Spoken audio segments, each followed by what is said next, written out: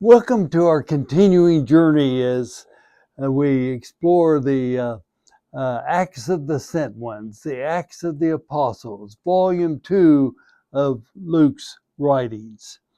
Now, last week we explored what I referred to as the launching pad of the movement of the followers of Jesus to clearly establish its identity.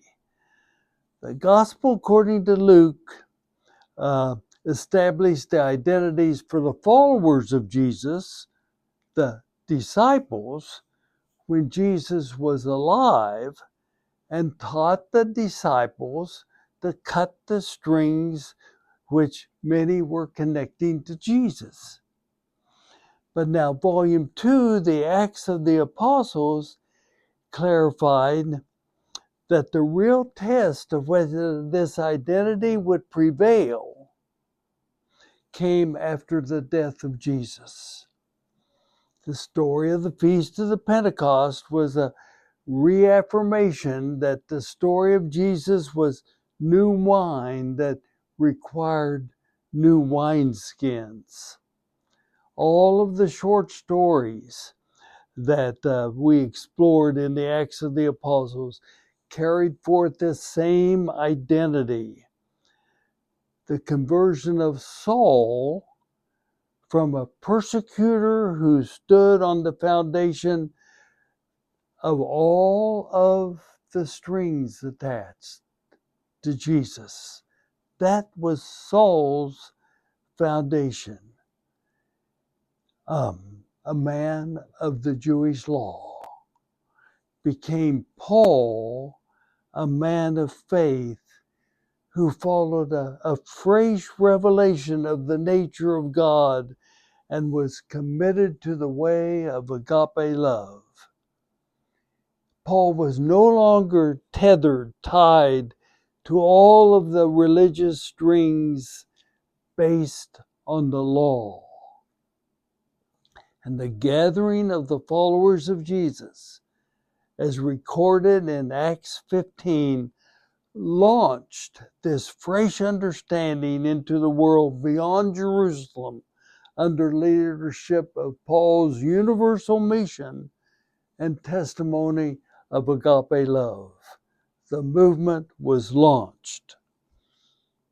Now, what's important is to understand in the Acts of the Apostles, after the author Luke had this launching pad of the conference in Jerusalem, it's important to place the writing of Volume 2 in context. Paul's life and leadership included all the letters he wrote to the different cities and areas which he had visited, Corinth, Galatia, and was going to visit Rome. These letters were all written approximately from 50 AD to 60 AD. The Acts of the Apostles was a generation later. Therefore, the authors of the Acts of the Apostles were written in the context of Paul's letters to the churches. Paul's letters to the churches came first, and in this context, Luke wrote the Acts of the Apostles. Now, knowing this context enables the readers of the Christian library today to see clearly that whether the movement of followers of Jesus was going to be a movement within Judaism or a separate movement which would include Jews who believed their law was a necessary required step to follow Jesus, and those who regarded the law as being replaced by agape love. They would be a part of the community. And the last one half of the Acts of the Apostles is the recounting of one event after another under the leadership of Paul, clarifying followers of Jesus as a both and movement, marked by diversity, yes, inclusiveness, yes, and universality. It was meant for the whole world, not for the chosen few. Now, to illustrate how the Acts of the Apostles was this recounting, I encourage you to read the Acts of the Apostles, because in our work together in this series, we're not going to explore the missionary journeys of Paul in this series. That's an interesting journey. But today I would just use one illustration of how this new understanding of faith was launched under the leadership of the person whose name was Saul, the persecutor who became Paul, the leader of the movement to follow Jesus with no strings attached. And this week, what we're going to unpack is the story of the early movement of Jesus in the city of Corinth. Now, remember this story of Paul's letters to the church at Corinth, 1st and 2nd Corinthians, that existed before Luke wrote the Acts of the Apostles. So he knew this letter and he knew this story. And you see, the followers of Jesus in Corinth were primarily Gentiles. Jewish Christians were welcome members of the community of faith. It was an early both and community. Paul visited Corinth more than once. He knew this group really well, and he realized that the issue in Corinth was whether a both and community could exist together in mission. Again, the issue in Corinth was whether a both and community could live together for mission. Now, there were differences concerning most everyday experiences and practices of life together. Different marital status issues, different eating habits issues, different practices in collective worship. These were just illustrations of the differences in a both and community of faith. And what was Paul's response to this dilemma of living together with differences? Before we discover the answer to this question, let's remember that Saul's answer before his conversion, which was the same answer that would have been given for centuries, that is, the authority of the law. If the law did not address a particular issue, the ruling council would create a new rule or regulation which would settle the matter for the religious community. However, Paul was a new man of faith. No longer was he Saul. That old answer that he had always given, here's the law, didn't work anymore. He was a man of faith. And what was the message of the man of faith? Believing that God's agape love had been revealed in Jesus. What was his answer? In hope that against all odds, agape love, God will prevail.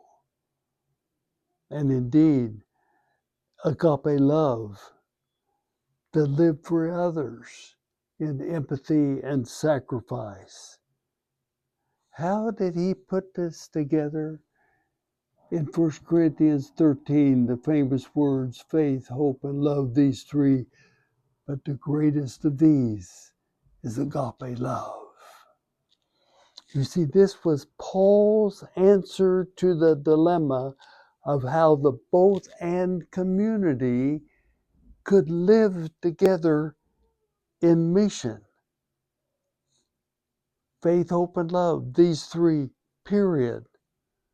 No questions needed, for in every matter of human differences, agape love must prevail, and agape love works.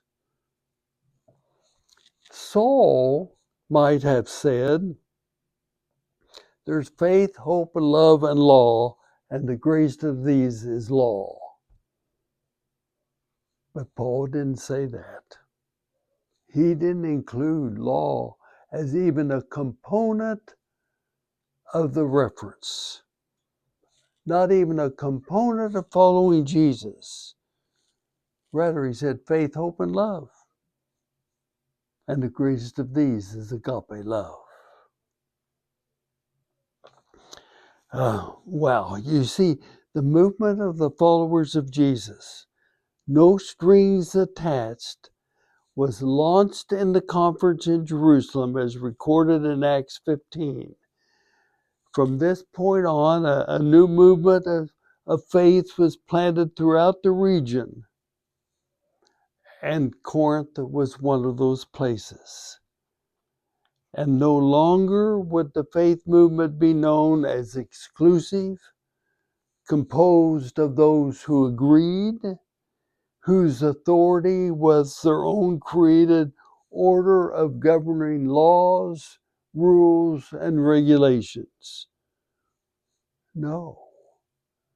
There was a new faith community emerging on the horizon and in Corinth, one marked by inclusiveness, not exclusiveness, one marked by disagreement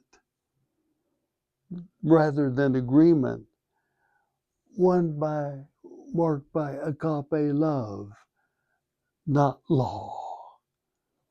Indeed, a both and community of faith was born, and there were 2 letters to the church in Corinth explaining how a community that was both and could exist together in mission, because they all had in common the understanding that there's faith, hope, and love, but the greatest of these is agape love. A both and community of faith was born, as described in Paul's letters to Corinth, and included by Luke in the Acts of the Apostles, to make it perfectly clear that a both and community can exist together in love, not law. Well, that's a package, isn't it? For your thought and conversation, what are your stories, personal or of others, of Saul becoming Paul? In your own journey of faith, has the final authority been laws, rules, and regulations, or agape love? And finally, do you experience your community of faith today as an either or a both and congregation or denomination? Thank you.